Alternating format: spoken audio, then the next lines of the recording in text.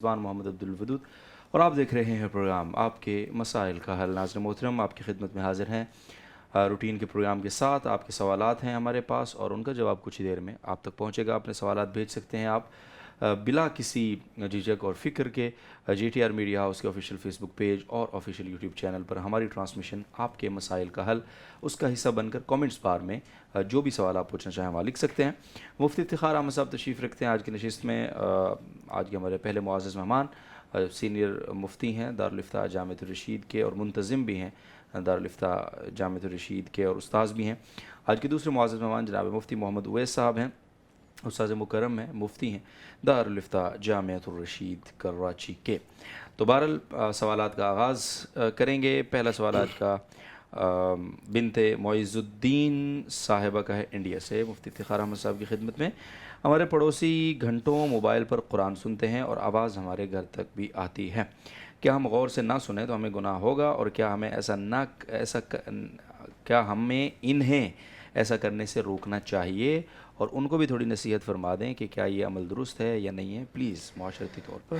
बिस्मिल्लाहिर्रहमानिर्रहीम नहमदुहु व नुसल्ली व नुसल्लिमु अला रसूलिहिल करीम अम्मा बाद। कुरान करीम की तिलावत पढ़ना भी बाइस सआदत है और बाइस सवाब है, और सुनना भी, दोनों बहुत ही मुबारक अमाल हैं। लेकिन शरीयत ने एक ज़ाब्ता मुकर्रर किया है कि कोई भी अमल अगरचे वो फ़ी नफ्सी ही इबादत है, इस तौर पर न किया जाए कि वो किसी के लिए ईदा का सबब बने। कुरान करीम की तिलावत ख़ुद करना या मोबाइल के ज़रिए से सुनना, ये भी फ़ी नफ्सी ही दुरुस्त अमल है, अच्छा अमल है। लेकिन उसकी आवाज़ की जो सूरत हाल इन्होंने बयान फरमाई है कि वो बाकायदा पड़ोस तक आवाज़ जाती है, और इसके नतीजे में पड़ोस वाले उनके इबादत में भी, उनके आराम में भी खलल वाक़ हो सकता है। मस्जिद में फ़ुक़हा इकराम ने लिखा है कि अगर कोई शख्स तिलावत करता है तो वो भी इतने आवाज़ से तिलावत करे कि उस तक आवाज़ पहुँचे और उससे किसी के इबादत में, किसी के आराम में खलल ना आए। छः जाए कि अपने घर में तिलावत इतनी ज़ोर से लगाए कि पड़ोस तक आवाज़ जाए और वहाँ लोग मुतासिर हों। फ़ुक़हा इकराम ने एक मसला और भी लिखा है कि अगर कोई शख्स किसी बाज़ार में किसी छत पर बैठ कर के ज़ोर से तिलावत करता है और लोग अपने अपने कामों में अपने अपने कामों में मशगूल हैं, सुनने के लिए उनके पास फ़ुर्सत नहीं है, तो उस क़ारी साहब को गुनाह होगा। इन तमाम सूरत हाल को देखते हुए उन साहिब को जो मोबाइल पर कुरान करीम सुनते हैं, उनको हिकमत से समझाया जाए कि आपका जज्बा अच्छा है कुरान करीम की तिलावत के सुनने का, लेकिन इसको शरीयत के दायरे में रख कर सुने, अपने हद तक इसकी आवाज़ रखें, पड़ोसियों को उस पर वो न करें। अगर पड़ोसी हजरात इसको नहीं सुन पाते हैं तो ये जो बेअदबी हो रही है वो गुनाह उसको मिलेगा। दूसरी बात इसमें शरई एतबार से ये भी है कि कुरान करीम का सुनना जो वाजिब कहा जाता है, तो इस बारे में राजिह कौल के मुताबिक वो नमाज में सुनना वाजिब है। खारिज सलात में, नमाज के बाहर अगर कोई तिलावत करता है तो सुनना अदब का तकाज़ा तो है, लेकिन वाजिब नहीं है। ठीक, बहुत शुक्रिया। शोएब हफीज़ साहब मुज़फ़्फ़राबाद से पूछते हैं, अगर एक हाफिज़ कुरान अपनी मंजिल पुख्ता करने के लिए आधा या पूरा पारा दिन में 8-10 दफ़ा पढ़ता हो तो क्या वो कुरान की तिलावत का हक़ अदा करने वाला कहलाएगा, उनमें शामिल होगा? यानी 3 पारे गोया उसके ये रिपीट करने से शुमार होंगे या नहीं, या अलग से पढ़ना ज़रूरी है 3 पारे? और ये 3 पारे कुरान का रोज़ाना का हक़ है, ये कहाँ से तय है, ये भी बता दें। जी, इसमें यह है कि कुरान करीम का हक़ अदा करने के लिए रोज़ाना 3 पारे अपने ऊपर लाजिम समझना, ये भी गोया कि एक इन्होंने अपने तरफ से एक अपने ऊपर लाजिम समझा है, वरना शरअन ऐसी कोई पाबंदी नहीं है। और बाकी कुरान करीम के हक़ की अदायगी के लिए अगर कोई शख्स रोज़ाना आधा पारा 10 मरतबा पढ़ता है तो ये भी हक़ की अदायगी है, इसलिए कि कुरान करीम को पुख्ता करना और उसको पुख्ता रखना, ये दोनों शरअन मतलूब हैं। अल्लाह ताला की दी हुई नेमत की कदरदानी है। जी, इसकी ज़्यादा अहमियत है, इसलिए कि कुरान करीम जब पुख्ता होगा तो उसकी तिलावत की मिक़दार ख़ुद ब खुद बढ़ जाएगी। दुरुस्त, बहुत शुक्रिया। हमारे तबलीगी अहबाब जो हैं वो अक्सर ये जब 6 नंबर बयान कर रहे होते हैं तो एक उसमें ज़िक्र भी है, मेरे ख़्याल है इल्म ज़िक्र, उसके तहत ये इसकी फ़जीलत बयान फरमाते हैं। इसकी थोड़ी सी अगर आपकी तरफ से वजाहत भी हो जाए कि हाफिज़ जो है वो कम अज़ कम दिन में 3 पारे اور غیر حافظ کم از کم دن میں ایک. تو شاید وہاں سے یہ چیز. اور ظاہر ہے ایک عامی آدمی تو اس جب وہ بیان سن رہا ہوتا ہے تو وہ تو یہی سمجھتا ہے کہ یہ گویا ایک سٹیٹمنٹ ہے, ایک واجب درجے کی چیز ہے, تو پھر فکر مندی لاحق ہو جاتی ہے, جو کہ سوال سے بھی بظاہر نظر آ رہی ہے. اس کی بھی تھوڑی قرآن کریم کے حق کی ادائیگی کے لیے یہ فقہاء کرام نے اس پر بحث کی ہے کہ کتنی مقدار اگر قرآن کریم کی تلاوت روزانہ کی جائے تو اس سے قرآن کا حق ادا ہوگا. جی اور قرآن کریم کو ختم کرنے کی جو مدت ہے دورانیہ ہے, تو ایک قول تو یہ بھی امام صاحب رحمہ اللہ تعالیٰ کی طرف منسوب ہے کہ سال میں اگر ایک مرتبہ قرآن کریم ختم کیا تو اس نے حق ادا کیا, اور ایک قول 40 دن کا بھی ہے. زیادہ تر ہمارے اکابر نے اس 40 دن والے قول کو لیا ہے کہ 40 دن میں ایک مرتبہ قرآن کریم ختم کرنا یہ قرآن کریم کا حق ہے, اور ایک مسلمان کو بالخصوص جو عالم ہو حافظ ہو اس کو اس کا خیال رکھنا چاہیے. حضرت تھانوی رحمہ اللہ تعالیٰ کا ایک ملفوظ آج کل گردش ہے واٹس ایپ گروپوں میں سوشل میڈیا پر, اور اس میں حضرت رحمہ اللہ تعالیٰ نے جو لکھی ہے بات بہت اثر کرنے والی ہے. فرمائے کہ دیندار طبقے سے مجھے بہت بڑا شکوہ ہے کہ ان کے پاس قرآن کریم کی تلاوت کا وقت نہیں ہوتا. دوستوں کے پاس بیٹھ کر کے گپے لگائیں گے, گھنٹوں وہاں ضائع کریں گے, لیکن اگر ان کو تلاوت کا کہا جائے تو وہ کہیں گے ہمیں کتاب کے مطالعے سے, درس و تدریس سے, تکرار سے فرصت نہیں ہے, اس لیے قرآن کریم کی تلاوت کے لیے وقت نہیں ہے. حضرت نے ایک بات اور بڑی عجیب لکھی, فرمائے کہ اگر قیامت کے دن اللہ تعالیٰ یہ پوچھ لے کہ اپنے دوستوں کے ساتھ باتیں کرنے کے لیے تو آپ کے پاس بہت وقت تھا, تلاوت کے لیے کیوں وقت نہیں تھا, تو کیا جواب ہوگا؟ تو اس لیے قرآن کریم کا حق ادا کرنے کے لیے تو بہتر تو یہ ہے, جیسے کہ 7 منزلیں آتی ہے احادیث میں, صحابہ کرام کا جو معمول تھا وہ یہ بھی رہا ہے کہ 7 دن میں قرآن کریم ختم کرنے کا, بہت سارے حضرات کا. تو اگر اس کی توفیق ہے تو بہت اچھا ہے, ورنہ 40 دن میں ختم کر لینا چاہیے. اللہ تعالیٰ توفیق. جی آمین, بہت شکریہ. اور یہ اس لحاظ سے جو مستند بات ہے تو ایک پارے سے بھی کم مقدار بنتی ہے جو آپ کو روزانہ پڑھنی ہے. سو مستند چیزوں پہ بلیو کرنا چاہیے, اور خود سے چیزوں کو اپنے اوپر لازم کرنا, یہ خود بذات خود یہ شریعت ہماری میں مضموم ہے, اور بس اوقات یہ اس کی شناعت بڑھ بھی جاتی ہے. مفتی محمد اویس صاحب کی خدمت میں شیزان نسیم صاحبہ کا سوال ہے کشمیر سے. آدمی کپڑے دھو رہا ہو اور کپڑوں میں پاک اور ناپاک دونوں کپڑے ہوں, یہاں آدمی سے مراد جنرل عورت بھی ہو سکتی ہے, وہ انسان مراد ہوگا غالباً, کپڑے دھوتے ہوئے سرف یا صابن کی چھینٹیں لباس پر پڑ جائیں تو لباس ناپاک ہو جاتا ہے؟ بسم اللہ الرحمن الرحیم. ناپاک کپڑوں کی چھینٹیں بھی ناپاک ہوتی ہیں, تو لہذا اگر ناپاک کپڑوں کو دھوتے وقت ان کی چھینٹیں بدن پر یا کپڑے پر لگ رہی ہیں تو وہ جگہ یہ ناپاک شمار ہوگی. جب تک ان کو پاک نہ کر لیے جائے تو اس جگہ کو پاک کیے بغیر نماز پڑھنا یہ بھی جائز نہیں ہے. تو لہذا کپڑوں کو دھوتے وقت اس بات کا خیال رکھنا ضروری ہے, کہیں ایسا نہ ہو کہ انہی ناپاک کپڑوں میں نماز پڑھ لی جائے کہ نماز بھی نہ ہو اور انسانی سمجھ رہا ہو کہ بھی نماز ہو گئی ہے.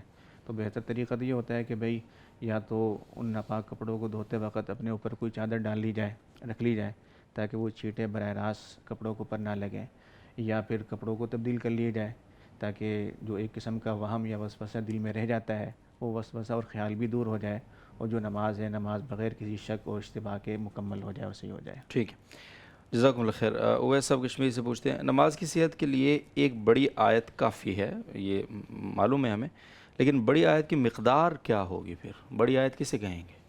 جی, فاتحہ کے بعد ایک بڑی آیت یا 3 چھوٹی آیتوں کی بقدر تلاوت کرنا ضروری ہوتا ہے. تو ایک بڑی آیت یا 3 چھوٹی آیتوں کا معنی اور مفہوم کیا ہوتا ہے, تو فقہاء نے اس میں مختلف اقوال لکھے, لیکن جو قول راجح ہے اور اس میں احتیاط بھی ہے وہ یہ کہ ایک بڑی آیت کا معنی یہ ہے کہ اس میں پائے جانے والے حروف کی جو تعداد ہے وہ کم از کم 30 بنتی ہو. تو اگر کسی نے ایسی آیت پڑھ لی کہ اس میں حروف جو موجود ہیں وہ 30 حروف کی بقدر یا اس سے زیادہ بنتے ہیں تو یہ کہا جائے گا کہ بھئی اس نے واجب ادا کر لیا ہے, اس کی نماز ہو گئی ہے. ٹھیک, بہت شکریہ. زوجہ منصور صاحب کرک سے پوچھ رہی ہیں کیا فرض کی ایک رکعت میں اگر کسی نے سورہ کہف کی پہلا رکوع پڑھا اور دوسری رکعت میں آخری رکوع پڑھا, درمیان کی ساری چھوڑ دی ہے, تو کوئی حرج تو نہیں؟ جی, اگر ایک رکعت میں سورت کا ابتدائی حصہ پڑھا جائے اور دوسرا رکعت میں سورت کا آخری حصہ پڑھا جائے تو اس میں کوئی حرج کی بات نہیں. ٹھیک ہے. مجھے مفتی افتخار احمد صاحب کی خدمت میں سوال ہے شہاب اظہار صاحب امریکہ سے, کیا داڑھی چاروں اماموں کے ہاں واجب ہے؟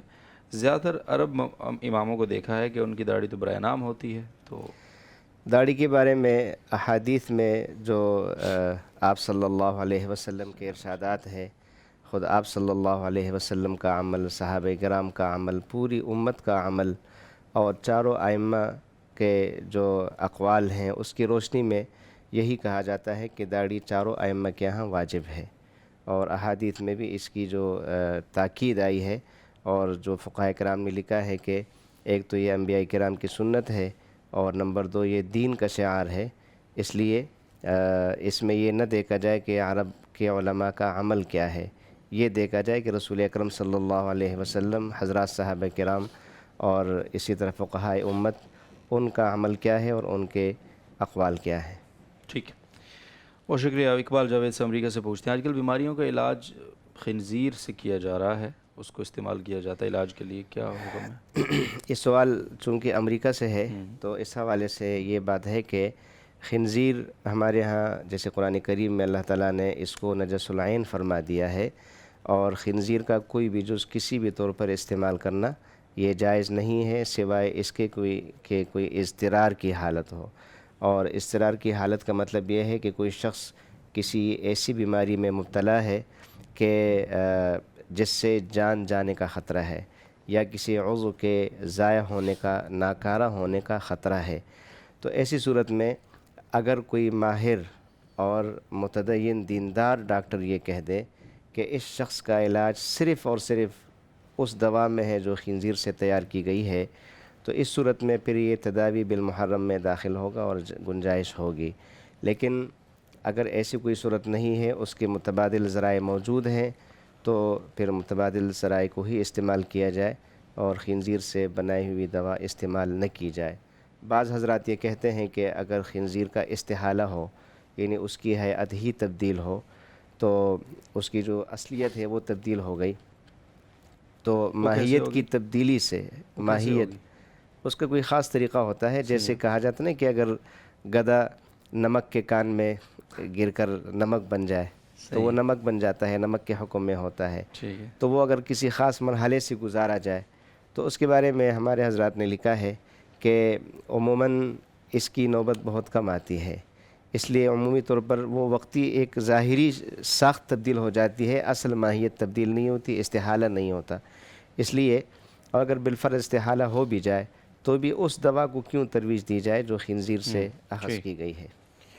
شکریہ جی۔ بنت اجمل صاحب بہاول نگر سے پوچھتی ہیں، اگر کوئی لڑکی یوٹیوب پر کھانے یا گھریلو ٹوٹکوں کا چینل بناتی ہے اور اپنی آواز کی پچ، وہ جو آواز بھاری کر کے بولنے کا گنجائش آپ فرماتے ہیں کہ اگر کوئی گھر پہ آ گیا ہے، دروازے پہ دستک ہو گئی ہے، کسی سے بات کرنا پڑ گئی ہے، تو ذرا بھاری آواز سے بات کی جائے، تو وہ آواز بھی اپنی سافٹ ویئر کے ذریعے بھاری کر لیتی ہے، تو کیا حکم پردے کے حکم کی خلاف ورزی سے بچا جا سکتا ہے؟ اور ہاں، وہ کیمرے کے سامنے نہیں آ رہی، صرف آواز یوز ہو رہی ہے، اور اگر پھر بھی نہیں تو اس مسئلے کا کوئی حل بتا دیں پھر۔ اس مسئلے کا ایک سمپل حل بتا دیتا ہوں جو انہوں نے بھی اپنے طور پہ بیان بھی کر دیا ہے، جی، اس میں یہ ہے کہ خاتون اگر یوٹیوب چینل پہ کوئی تعلیمی سلسلہ رکھتی ہے اور اس میں ایک تو پردے کا خیال رکھے، ٹھیک ہے، بے پردگی اس میں نہ ہو، جی، اس میں موسیقی شامل نہ کی جائے، صحیح ہے، اور آواز میں تکلف اور تصنع پیدا نہ کرے، بلکہ جیسے انہوں نے فرمایا بالکل، لکھا ہے کہ آواز میں بتکلف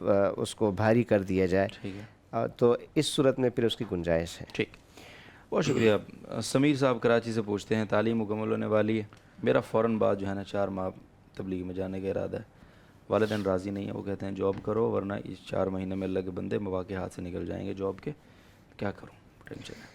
اس صورت میں ان کو چاہیے کہ والد صاحب کی بات مانتے ہوئے جی، جاب کی کوشش کر لے، اور ساتھ ساتھ میں جب اس کو جاب مل جائے جی، تو تبلیغ سے جڑا رہے اور جو بالکل، اعمال ہیں اس میں لگتے رہیں۔ درست، بہت شکریہ مفتی محمد اویس صاحب۔ سوال آپ کی خدمت میں ہے وسیم اکبر صاحب کا، اگر امام 3 یا 4 رکعت والی نماز میں دوسری رکعت کے بعد سلام پھیر دے تو مقتدی کیسے ان کو کہے کہ بھائی جلدی سلام پھیر دیا؟ جی، اگر نماز میں امام کو سہو ہو جاتا ہے، بھول چوک ہو جاتی ہے، تو اس کو کس طرح متنبہ کیا جائے، تذکیر کیسے کی جائے، کہ اس کا طریقہ کیا ہے؟ تو اس کا طریقہ حدیث شریف کے اندر بیان کیا گیا ہے کہ من نابہ شیء فی صلاتہ فلیسبح یا فلیقل فلیسبح انما التسبیح للرجال والتصفیق للنساء او کما قال، کہ آپ صلی اللہ علیہ وسلم نے فرمایا کہ نماز کے اندر کوئی اس طرح کا حادثہ پیش آ جائے کہ امام کو بھول چوک ہو گئی، اب اس کو یاد نہیں رہا، اس کو غلطی ہو جاتی ہے، تو اب اس کو تذکیر کرنی ہے، یاد دہانی کروانی ہے، تو فرمایا تسبیح کہہ دی جائے، سبحان اللہ کہہ دی جائے، یا ایسے کلمات کہے جائیں کہ جن میں حمد کا معنی پایا جاتا ہے یا اللہ تعالیٰ کی کبریائی کا معنی پایا جاتا ہے، اللہ اکبر کہہ دے، الحمدللہ کہہ دے، تو اس طریقے سے اس کو یاد دلا دی جائے، تو یہ صحیح، طریقہ ہے۔ شکریہ۔ بنت ہوا صاحبہ دبئی سے پوچھتی ہیں، اور سوال ان کا یہ ہے کہ کیا ہم سجدہ تلاوت فرض نماز کے بعد کر سکتے ہیں، اور بیٹھ کر کر سکتے ہیں، کھڑے ہو کر کرنا یہ فرض نماز کے بعد سجدہ تلاوت کرنا جائز ہے، ہوگا؟ اور اس کا بہتر طریقہ یہ ہوتا ہے کہ جب سجدہ تلاوت ادا کرنا ہو تو اللہ اکبر کھڑے ہو جائیں، اور کھڑے ہونے کے بعد اللہ اکبر کہتے ہوئے سجدے میں جائیں، تسبیحات پڑھی جائیں کم از کم 3 بار، پھر اللہ اکبر کہتے ہوئے اٹھ جائیں، تو یہ سب سے بہتر طریقہ ہے۔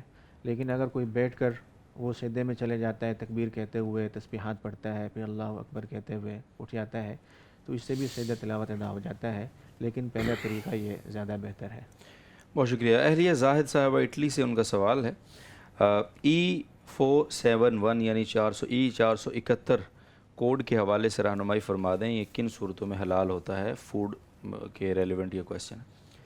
ای 471 سے لے کر 495 تک یہ جو ای نمبر ہے، سوائے 480 کو چھوڑ کر، تو یہ مشبوہ نمبر کہلاتے ہیں، کہ یہ مشبوہ نمبر کا معنی یہ ہے کہ جن میں اشتباہ پایا جاتا ہے، ڈاؤٹ پایا جاتا ہے، تو ایسے نمبر کو کہا جاتا ہے مشبوہ نمبر۔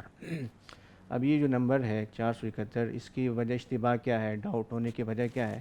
تو اس کی وجہ یہ ہے کہ اس میں گلیسرین کا استعمال کیا جاتا ہے۔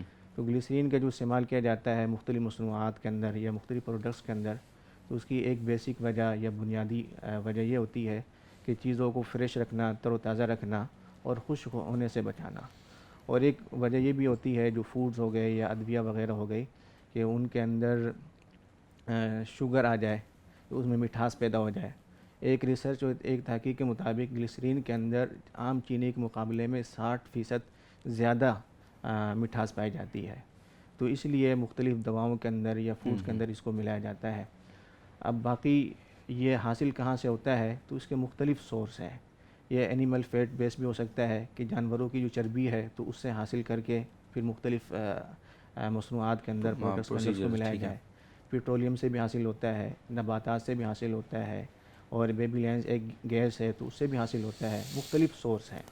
تو جب اس کے مختلف سورس ہیں تو اس میں ایک درجے کا اشتباہ آ جاتا ہے، کیونکہ جو بھی چیز لکھی جاتی ہے تو عام طور پر یہ نہیں لکھا ہوتا ہے کہ بھئی یہ اینیمل بیسڈ ہے، سورس کیا ہے نا۔ ٹھیک ہے۔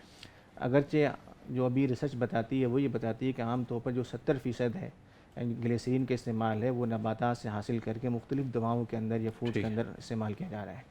لیکن جب ہم اس کا شرعی تجزیہ کرتے ہیں تو اس میں ہم یہ بات بتاتے ہیں کہ یہ دیکھا جائے کہ یہ کون سے ملک سے امپورٹ کیا گیا ہے۔ تو اگر یہ کسی غیر مسلم ملک سے امپورٹ کیا گیا ہے اور اس کی معلوم نہیں ہے کہ بھئی یہ جانور سے بنایا گیا، سورس کا پتہ نہیں ہے، تو پھر ہم اس کے اوپر ناپاک ہونے کا، حرام ہونے کا فتویٰ لگائیں گے، الا یہ کہ ہمیں کسی اتھینٹک سورس سے معلوم ہو جائے کہ بھئی واقعتاً اس میں حلال جانور کو، حلال جانور ہی کو اس کا کوئی جز ملایا گیا ہے اور باقاعدہ اس کو شرعی طریقہ کار کے مطابق ذبح کیا گیا، یا یہ ہمیں معلوم ہو جائے کہ اس میں جو چیز ڈالی گئی ہے وہ نباتات سے حاصل کی گئی، تو ایسی صورت میں وہ جو باہر ملک سے امپورٹ کیا گیا ہے اور غیر مسلم ملک ہے تو اس کو اپنے استعمال میں لانا جائز ہوگا۔ لیکن اگر اس کا علم نہیں ہے، پتہ نہیں ہے، تو پھر اس سے اجتناب کرنا ضروری ہے۔ لیکن اگر اس کو باقاعدہ کسی مسلمان ملک کے اندر تیار کیا گیا ہے، یا یہ معلوم ہو جائے کہ امپورٹ تو باہر سے کیا گیا کہ بھئی یہ اینیمل بیسڈ نہیں ہے بلکہ نباتات بیسڈ ہے، تو ایسی صورت میں اس کو استعمال کرنے کی گنجائش ہوگی، الا یہ کہ ہمیں یقین سے معلوم ہو جائے کہ اس مسلمان ملک کے اندر بھی جو شرعی طریقہ کار ہے اس کو فالو نہیں کیا جاتا، بلکہ جانور کو ذبح کر کے بغیر شرعی طریقہ کار کی رعایت کرتے ہوئے اس کو ملا دیا جاتا ہے، تو پھر اس کا استعمال کرنا جائز نہیں ہوگا۔ جی ٹھیک ہے، بہت شکریہ۔ E471 مشکوک نمبر ہے جی، سن لی تفصیل آپ نے، بار بار سنیے، سمجھیے۔ مفتی افتخار احمد صاحب، حافظ محمد حمزہ صاحب راولپنڈی سے پوچھ رہے ہیں، آج کل کچھ کارٹون کفریہ ہوتے ہیں اور میں ایسے کارٹون دیکھتا ہوں، حالانکہ میرا مقصد کفر دیکھنا نہیں ہوتا، تو کیا یہ دیکھنا بھی کفر ہوگا؟ اور یہاں تھوڑا سا یہ بتا دیجیے کہ یہ جو تہذیبی یلغار ہے، کفریہ نہ بھی ہوں، تو اس وقت پاکستان میں موسٹ پروبیبلی جو کارٹون بچوں کے لیے خاص طور پر ہیں اور جن کو ہم بڑی بے فکری سے لگا کر بچوں سے جان چھڑا لیتے ہیں کہ دیکھ لو نا اس پہ آئی پیڈ پہ، تو ان میں ایک تہذیبی غلبہ بہرحال بچوں پہ نظر آتا ہے. بچے وہ ہندی اور وہ جو ان کی اور کہاوتیں اور ان کے محاورے اور ایسی ایسی چیزیں سیکھ جاتے ہیں جیسے تو کوئی نریندر مودی بیٹھا ہوا ہے, ان سے آپ تھوڑی دیر کے لیے گپ شپ لگائیں. تو تھوڑا سا یہ بھی بتائیے کہ اس سے صرف کفریہ چیز کے علاوہ بھی تہذیبی غلبے کا جو ایک عنصر ہے بہرحال جو بنانے والے سوچ کر ہی بنا رہے ہوتے ہیں, تو اس سے بچنا کتنا اہم ہے. اور ساتھ ہی جو ہمارے ٹیلنٹڈ لوگ ہیں, اینیمیٹر ہیں, کارٹون میکر ہیں, ان کو بھی تھوڑی توجہ دلائی جائے کہ بھائی تھوڑا سا کوئی اسلامی اور تھوڑا اس تہذیب کے لیے بھی کوئی خدمت کر لیں جائز طریقے سے, جو اس کی جائز حدود ہیں اس کی رعایت کے ساتھ, پلیز. جی اس وقت یہ بہت بڑا المیہ ہے کہ ان کا سوال پیچھے رہ جائے گا, لیکن اس میں بطور تمہید کہ یہ کہ ہمارے ہاں جیسے کہ آپ نے بھی اشارہ فرمایا کہ بچوں کو خاموش کرنے کے لیے, ان سے جان چھڑانے کے لیے ہم کارٹون لگا دیتے ہیں. اور وہ کارٹون آج کل عام طور پر انڈیا کے کچھ کارٹون ایسے ہیں جیسے موٹو پتلو ہے اور یا دیگر اس طرح کچھ 2-3 اور ہیں, اور اس میں وہ اپنی جو خاص وہ ہے گائے کی آواز سے ہی آغاز کرتے ہیں جو ان کی مقدس وہ ہے. تو اس قسم کی چیزیں وہ یعنی غیر محسوس طریقے سے اپنی تہذیب اور اپنا تمدن اور اپنے نظریات وہ آٹومیٹک غیر محسوس طریقے سے گویا کہ وہ منتقل کر رہے ہیں. تو ایک تو اس لحاظ سے ہمیں سوچنا چاہیے, اور جیسے آپ نے فرمایا کہ ہمارے جو مسلمان ماہرین ہیں ان کو چاہیے کہ وہ ایسے کارٹون تیار کریں جس میں بچوں کو اسلامی اقدار سکھائے جائیں, ان کو اسلامی آداب اور معاشرت یہ چیزیں سکھائی جائے. اور دوسری بات جو انہوں نے بتائی ہے, پوچھی ہے کہ ایسا کارٹون جس میں کفریہ مناظر ہوتے ہیں, تو کفریہ مناظر جب آپ خود اس کو کفریہ مان رہے ہیں تو کفریہ کا مطلب کیا ہے؟ ظاہر ہے اس میں ایسے کام ہو رہے ہوں گے جو اللہ تعالیٰ کے احکام کی کھلی خلاف ورزی ہوگی, گو کہ کارٹون کی شکل میں ہے. اس کا ایک تو نقصان یہ ہے کہ کوئی بھی ایسا عمل وہ کھیل کود کے حوالے سے اگر ہو تو اس میں یہ ضروری ہے کہ اس میں انسان کو دینی یا دنیاوی فائدہ ہو. یہاں کوئی دینی یا دنیاوی فائدہ نہیں ہے, اور اسی طرح اس میں کوئی خلاف شرع کام نہ ہو. یہ مکمل جیسے کہ انہوں نے بتایا کہ مکمل خلاف شرع ہے, کفریہ کام ہو رہا ہے اس میں, اور اس میں وقت کا قیمتی ضیاع بھی ہے. پھر دوسری بات یہ ہے کہ انسان جس منظر کو دیکھتا ہے تو اگر وہ برا منظر ہے تو اس کی قباحت صناعت آہستہ آہستہ اس کے دل و دماغ سے ختم ہو جاتی. تو یہ اگر کفریہ مناظر کو کفریہ سمجھتے ہوئے بھی دیکھ رہا ہے, لیکن جب یہ روٹین میں انہوں نے داخل کر دیا وقت گزاری کے لیے صحیح, تو کفر کی قباحت صناعت, وہ کفریہ اعمال جو اس میں دکھائے جا رہے ہیں اس کی قباحت صناعت اس کی ذہن سے اس کے دل و دماغ سے ختم ہو جائے گا. اس لیے ایسے کھیل کود جس میں خلاف شرع کام ہے دیکھنا بھی جائز نہیں ہے. اور رسول اکرم صلی اللہ علیہ وسلم کا جیسے ارشاد ہے, من حسن اسلام المرء ترکہ ما لا یعنی. ٹھیک ہے, جو خلاف شرع مناظر ویسے بھی اگر خارج میں ہوں, موبائل میں نہ ہوں, اس کو بھی دیکھنے کی اجازت نہیں ہے. جیسے آتا ہے نا, من کثر سواد قوم فہو منہم. اگر کوئی شخص کسی جماعت میں شامل نہیں ہے لیکن وہاں گزرتے ہوئے ویسی تھوڑی دیر کے لیے بیٹھ گیا تو بالکل وہ ان میں شامل ہوتا ہے. تو یہ بھی گویا کہ ان کا ایک ہم نشین بن رہا ہے, تو ان کو بالکل بچنا چاہیے اور ان پر بچنا لازم ہے. جی بہت شکریہ, جزاکم اللہ خیر. اپنے ہر کام کا صدقہ نکالنا چاہیے, اور اپنے ہر کام میں ایک حصہ اللہ کے لیے, جس طرح ہم پیسوں کی صورت میں ہمیں تنخواہ ملتی ہے اس میں رکھتے ہیں, تو ہمارا جو فن ہے وہ بھی ایک اثاثہ ہے, اور اس میں بھی اپنا اللہ کے لیے کچھ حصہ ہونا چاہیے. تو جو لوگ اس طرح کے ماہرین ہیں ان کو خود سے چاہیے کہ وہ علماء کرام کے پاس آئیں, خاص طور پہ جس طرح ابھی GTR میڈیا ہاؤس کا پلیٹ فارم ہے, اسی طرح دیگر چینلز ہیں جو دینی اداروں کے سربراہی میں سرپرستی میں چل رہے ہیں, مفتیان کرام کی نگرانی میں چل رہے ہیں, اور وہاں اپنی خدمات پیش کریں جی کہ ہم اپنے دن کا اتنا سا حصہ, بے شک وہ 1 گھنٹہ ہی کیوں نہ ہو, وہ آدھا گھنٹہ ہی کیوں نہ ہو, یا اپنے ہفتے کا ایک دن جو آپ سنڈے پورا دن گزار دیتے ہیں چھٹی میں, تو وہ سنڈے آدھا آپ چھٹی کر لیں, آدھا آپ اس ادارے کے تحت گزار لیں کہ ہم اپنی صلاحیتیں آپ کی ہدایات کی روشنی میں ان کو سرو کرنا چاہتے ہیں. تو یہ بہت بڑی کنٹریبیوشن ہو سکتی ہے. فرق صرف یہ ہے کہ ہم اپنی اس تہذیبی رسپانسبلٹی کو سمجھنے کی کوشش نہیں کرتے. اینی وے, اگلا سوال جی اقتدار علی صاحب کا دہلی سے. گھر کے بڑوں پر چھوٹوں کو دین کی بات سمجھانا کس حد تک واجب ہے، بڑا بھائی چھوٹے بھائی کو کس حد تک سمجھا سکتا ہے، اور اگر وہ بار بار سمجھا رہا ہے لیکن چھوٹا نہیں مان رہا تو کیا کرنا چاہیے، جبکہ والدہ بھی اتنا اہتمام نہیں کرتی؟ یعنی مسئلہ بڑے بھائی صاحب آپ سے پوچھ رہے ہیں کہ میں چھوٹے بھائی کے ساتھ کیا کروں، ٹھیک نہیں ہو؟ جی بس حتی الامکان تو ان کو چاہیے کہ پیار محبت سے سمجھائے، جی اور ان کے دوست ہوں ان کے ذریعے سے بھی سمجھائے، اور اہل اللہ کی صحبت میں بھی ان کو لے کے جائے، تبلیغ میں ان کو نکالے، اچھی اچھی جو مجالس ہیں، بزرگوں کی مجالس ہیں، خانقاہ وغیرہ، وہاں لے کے جائے، اور ساتھ میں اگر کوئی تبدیلی نہیں آتی تو کچھ تھوڑی بہت سختی کی بھی گنجائش ہے، کچھ صحیح ہے، سزا بھی دے سکتا ہے۔ الا کلکم رائن و کلکم مسئول عن رعیتہ، اگر والدہ محترمہ اس میں کوتاہی کر رہی ہے تو بہرحال ان کی ذمہ داری تو ہے صحیح۔ کہ یہ اگر نرمی سے کام نہیں چل رہا ہو تو کچھ تھوڑی بہت سختی کر سکتا ہے۔ ٹھیک ہے جی، بہت شکریہ۔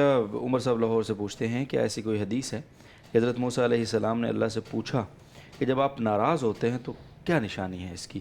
تو اللہ تعالیٰ نے 3 نشانیاں بتلائیں، جن میں سے ایک یہ ہے کہ حکومت نکمے لوگوں کو دے دی جاتی ہے۔ تو ہمارے ملک میں جو نااہل حکمران آتے ہیں، اس کا مطلب یہ ہے کہ اللہ ہم سے ناراض ہے، اور یا پھر یہ ہے کہ جیسے وہ ایک حدیث بھی ہے کہ اعمالکم کیا ہے؟ اعمالکم اعمالکم۔ اعمالکم۔